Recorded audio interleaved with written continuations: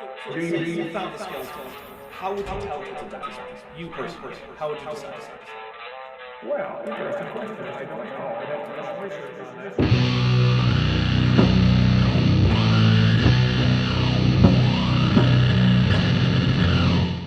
Hey there YouTube, the Dapper Dinosaur here. Today we're going to continue with the talk by Dr. Terry Mortensen of Answers in Genesis, called Big Bang Exploding the Myth, even though we're now at episode 4 and still nothing about the Big Bang has been talked about.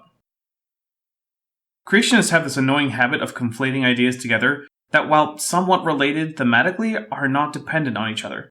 For example, in this case, ideas about the formation of the moon, the formation of the solar system as a whole, and the formation of the universe are not the same idea, and many options for any of them are compatible with many options for the other two. If the nebular hypothesis is badly wrong, it doesn't prove the impact hypothesis for the formation of the moon or the Big Bang theory false.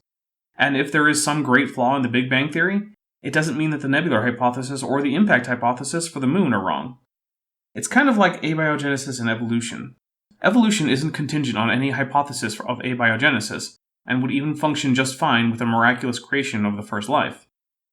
Well, maybe now that we're on our 4th episode, we'll actually talk about the subject implied by the title of this speech and my own series. 2011. Scientists tell us we found that the Earth and the Moon, as well as Martian and other meteorites, which are samples of asteroids, have a lower concentration of oxygen-16 than does the Sun. The implication is that we did not form out of the same solar nebula materials that created the Sun. Just how and why remains to be discovered. You know, I read that article after seeing this bit of the speech. That quotation by McKeegan is in there, but it stands out as not really conforming to the rest of the article. I was curious, so I read other articles like documentation from JPL about the Genesis mission that gathered the sample that was analyzed to reach these conclusions, other 2011 news reports, and even a 2012 paper from NASA going into detail about why the results are the way they are. As it turns out, the Sun is not likely representative of the isotopic composition of the nebula from which it and the solar system condensed, and likely neither are most other bodies. In the case of the Sun, one of the things you might know about it is that in the core of the Sun, the dominant processes are nuclear processes. Nuclear processes result in changing the chemical and isotopic composition of a system. So we should not generally expect a ball of nuclear fusion to keep the chemical and isotopic composition of the material that initially formed it. Another thing is that high-mass isotopes are not evenly distributed outside the Sun, as was implied in the initial article. It turns out that they are more prominent the closer to the Sun one is. Probably because the closer to the Sun, the stronger the solar wind, and high-mass particles are less likely to be affected via escape from their parent body by the solar wind. That's why Earth and Mars have anomalously heavy carbon and nitrogen compared to the asteroids and comets. So, rather than just being some weird mystery that somehow disproves science, this finding was a launching point to discovery and research into the physics of how isotopic fraction does and can occur. Or maybe the fact that 1% of the solar system's matter is different than the other 99% is proof that it formed by magic. Yeah, that's gotta be it. So they know things about how the solar system operates. They know how some things go around other things and how long it takes to go around other things, but they have no idea how the solar system came into existence.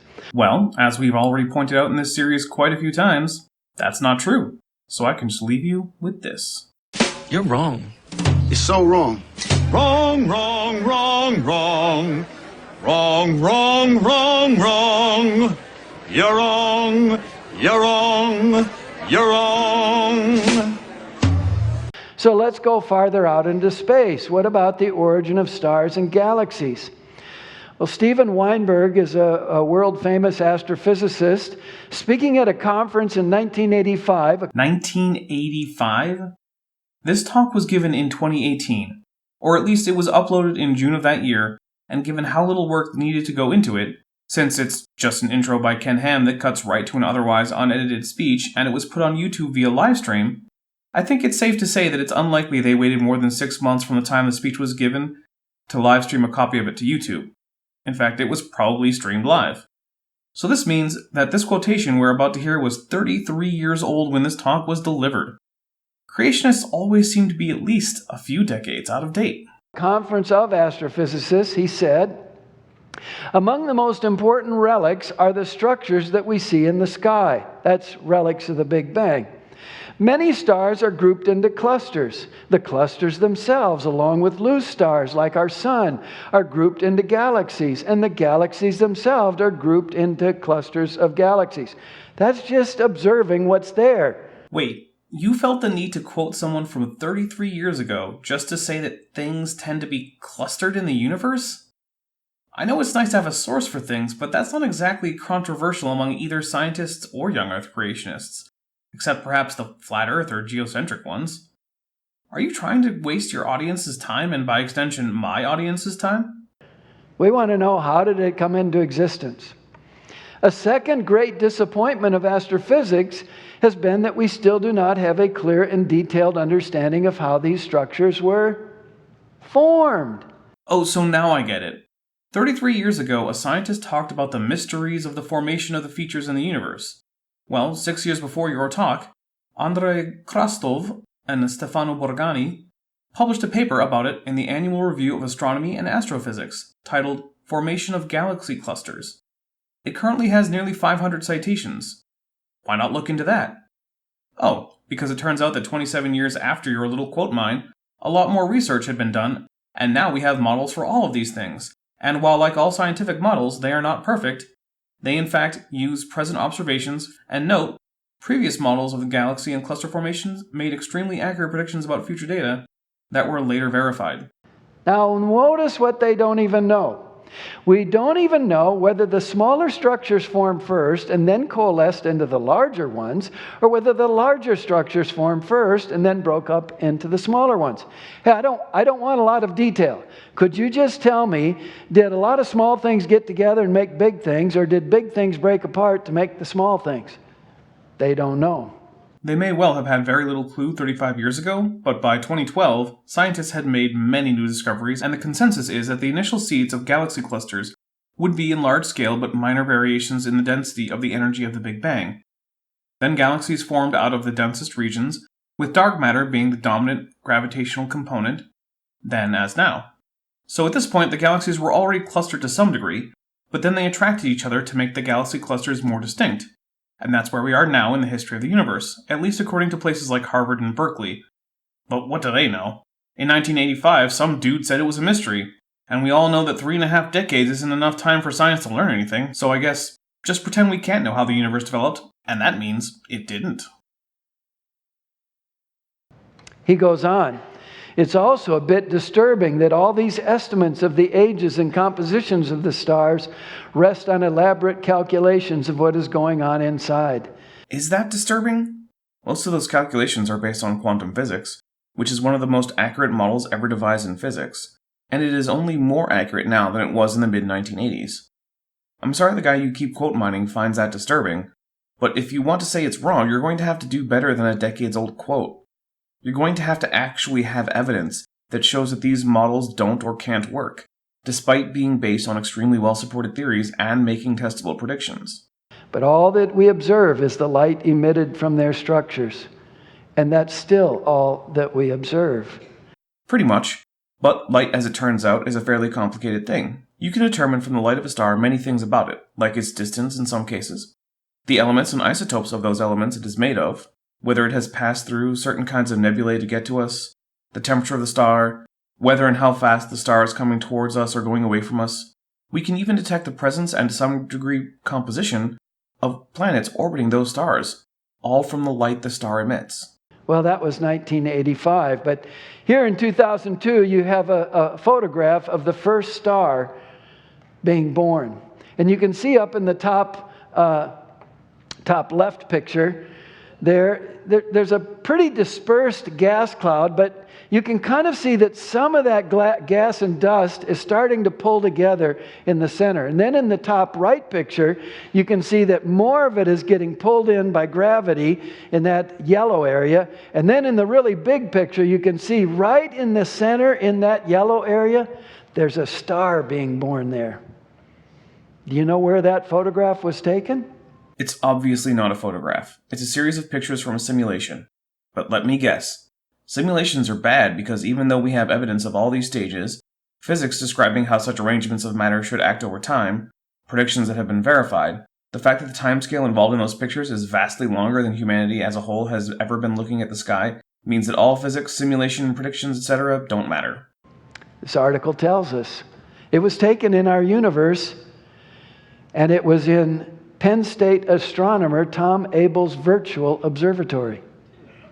Do you know where that virtual observatory is? It's in his computer. He didn't see that through a telescope. They've never observed a star born out there in space. Of course, no one has seen the whole process from nebula to star in real time, just like no one has seen a redwood tree grow from a seed to a 110-meter tree in their lifetime. But that doesn't mean that redwood trees are created by magic, and were all planted by God before you got there, and that some of them just look like saplings. And that now, after you got there to see them, the trees create seeds that will grow to look like what you'd expect redwood saplings to look like, but there's no way those saplings can turn into full-grown redwood trees. Oh wait, that's insane. And it's insane in the same way.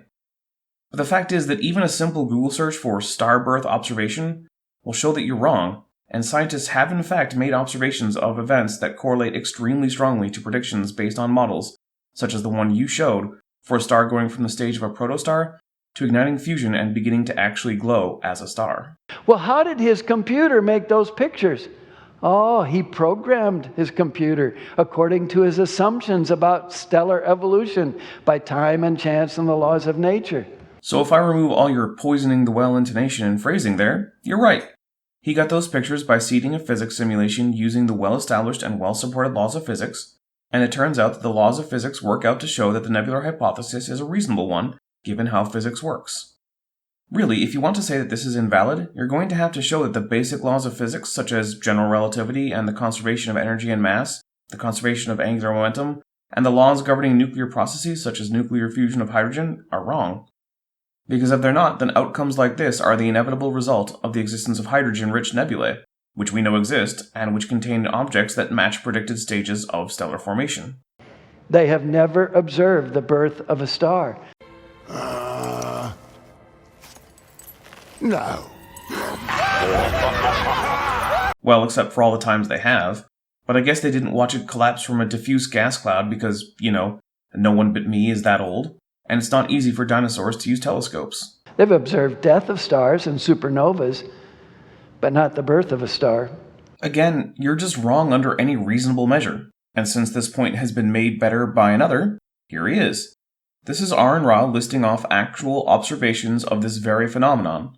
A link to his original video will be in the description. Note that he is here responding to Kent Hovind and not Dr. Mortensen, but both men were making the same point. You mean nobody's ever seen that before earlier this year? I mean, nobody's ever seen that before 2013? I mean, before 2010? Actually, they've been watching this one form since 1996. How many times does something have to happen before you admit that it happened? Most of the universe's mass is invisible and no one really knows what it is, said Marcus Chown, an award-winning astronomer. This is true, and it's nice that you went with a 20-year-old quotation rather than a 30-year-old quotation. It's like you're almost caught up, but I'm sure you'll disappoint me later. Anyway, this matter that isn't well known is what astronomers call dark matter. They call it that both because they don't know much about it, and because it apparently does not absorb, reflect, or emit any form of electromagnetic radiation that anyone has been able to detect. Of course, the fact that it has mass and doesn't seem to interact with photons is, in and of itself, things we know about it. But the fact that there are things science doesn't know does not negate the things it does know. Star formation is shrouded in mystery. Generally speaking, a star forms when a cloud of gas collapses under gravity. That's their belief. They've never observed that. However, if the cloud is too hot, pressure will combat the effect of gravity and prevent the cloud from collapsing. So to form a star, the gas cloud must have a way of cooling down. This isn't as easy as it sounds. In today's universe, this is accomplished by a huge array of molecules which collide and radiate away the heat. Again, that's the belief, that's not observable science. What do you mean that's a belief, not observable science? Have you ever cooked? That's just thermal conduction. Look, here's a video of thermal conduction cooling down some particles.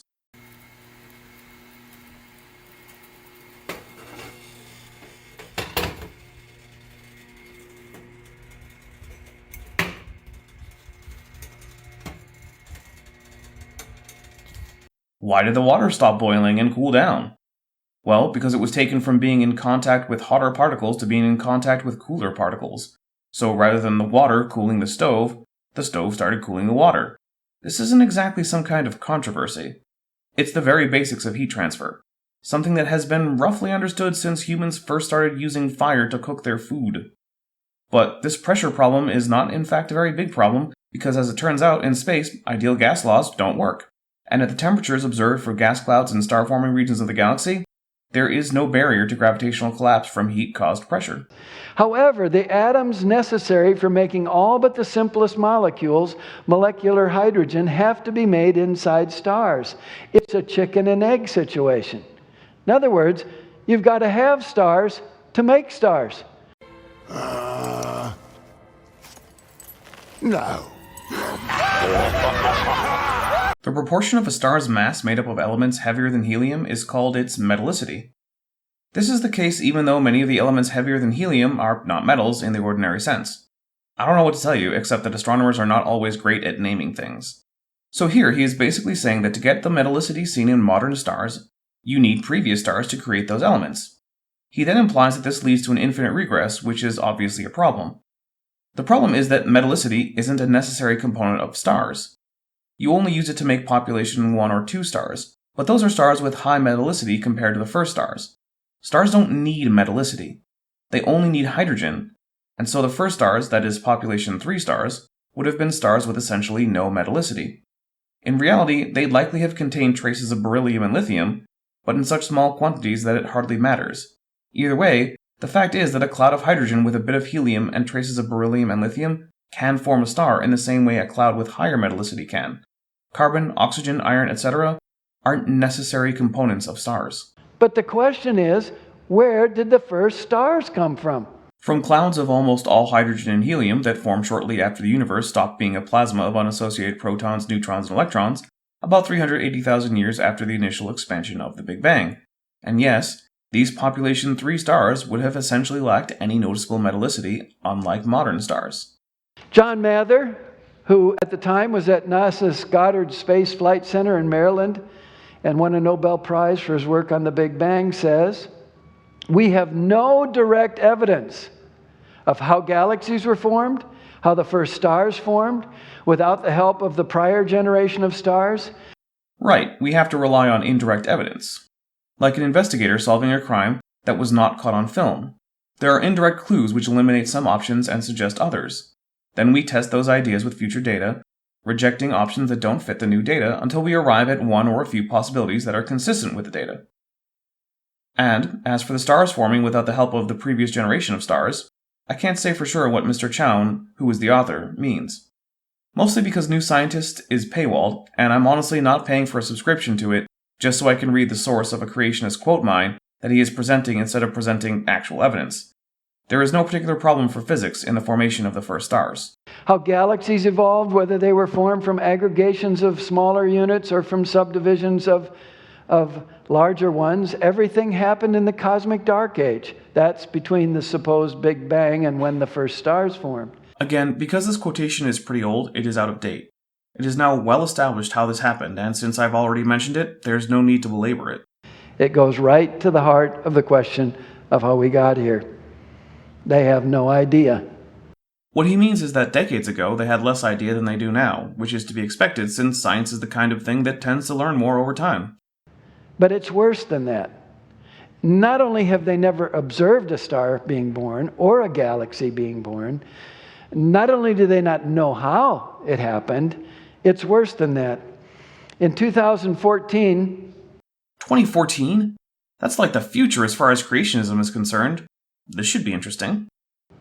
Neil deGrasse Tyson was the host for an 8-part TV documentary that was shown in many countries called The Cosmos. He is an open atheist, and he was doing a revised version of the series on the cosmos that Carl Sagan did back in the 80s. A few years before that program was featured, however, he said this. Oh, you're not going to quote something from 4 years before the speech? Instead, you're going to go with 11 years before the speech? Could you use just one source for anything that's less than a decade old? I mean, just one would be nice. If none of us knew in advance that stars exist, frontline research would offer plenty of convincing reasons why stars could never form. Yup, and just after this quote mine, he went on to describe how gas clouds coming into contact with each other disrupts their gravitational equilibrium and causes star formation. All he is doing is acknowledging the scale of the numbers involved and the complexities of the physics. It's like the Darwin I quote all over again. Oh, and this section of the book, Death by Black Hole and Other Cosmic Quandaries, can be accessed for free on Google Books, so you don't have to take my word for it. So not only have they never seen a star born, they don't know how a star is born, everything that we know says there shouldn't be any stars. This is exactly the opposite point Neil deGrasse Tyson made way back in 2007. His whole point was to say that even though there are a lot of difficulties understanding how stars form, the fact is that we have made significant progress in understanding just that. And in the 11 years between his book and your speech, even more strides had been made. But we have stars. So they don't know how the moon came into existence. They don't know how the solar system came into existence. They don't know how stars and galaxies came into existence. Amazing. Every word of what you just said was wrong. So what about the origin of the universe? Exactly. What about the origin of the universe? You know your speech is supposed to be about the Big Bang, right? And we're now at the end of the 4th episode, and you haven't even mentioned it. Whatever, we'll leave it for the next one because this video is already over 20 minutes long. So if you like this video, please give it a like, share it if you can, and if you're not already subscribed, please do so and hit that bell icon so you always get notified when there's more Dapper Dino content. I'm the Dapper Dinosaur. Thanks for watching, but before you go, I'd like to take a minute to thank my patrons, especially my $20 patrons. Bent Hovind, Ian Chen, Bob Knob, The Evil Scotsman, Henry Hutanen, Chris Love, and Res Instance. My team over at Patreon are helping me make these videos, and I have tiers starting as low as $1 and going all the way up to $100. So if you'd like to help out the Dapper Dino channel and help make these videos better and possibly even more frequent, then why don't you head over there and check it out. If a recurring donation isn't right for you, but you'd still like to help out, I have a link to my Amazon wishlist in the description. I'm the Dapper Dinosaur. So you found the skeleton. How would you tell it's a dinosaur? You personally, how would you decide? Well, interesting question. I don't know. I'd have to do some research on that.